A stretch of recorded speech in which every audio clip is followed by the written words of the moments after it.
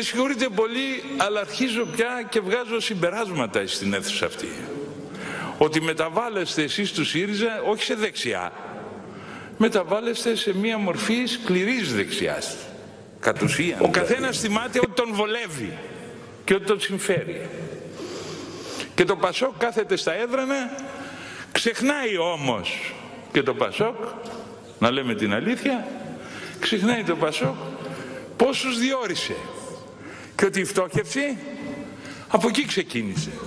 Πολύ καλός ο κύριος Λοβέρδος, δεν έχω αντίρρηση.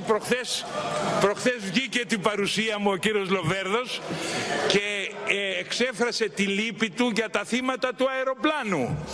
Για τα θύματα εδώ, τα 10.000 που έχουν ήδη αυτοκτονήσει και τόσους άλλους που είναι έτοιμοι να αυτοκτονήσουν, κύριε Λοβέρδο. Έχετε εκφράσει τη λύπη σας?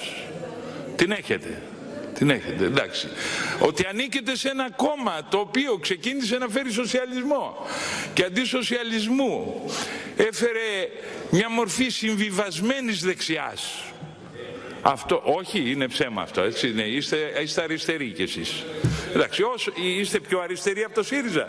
Γιατί είπαμε το ΣΥΡΙΖΑ τώρα, επειδή πήγε δεξιά, μπορεί να είστε πιο αριστερά εσείς. Ξέρετε, όταν όλα στον τόπο αυτό μετακινούνται σαν μπαλαρίνες, εσείς μπορεί να βρεθείτε σε οποιοδήποτε σημείο. Είναι άλλοτε μνημονιακή και άλλοτε αντιμνημονιακή. Έχουμε πολλά να δούμε.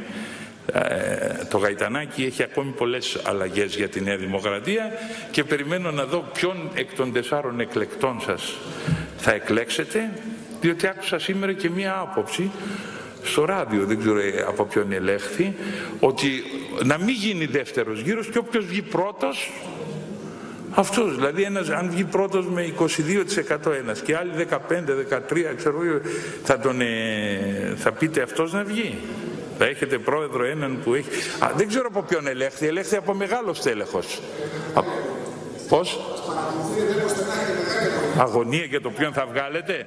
Αφού έχω πει ότι όποιον και να βγάλετε θα είστε χαμένοι. Δεν έχω και μεγάλη αγωνία. Δεν έχω ιδιαίτερη αγωνία.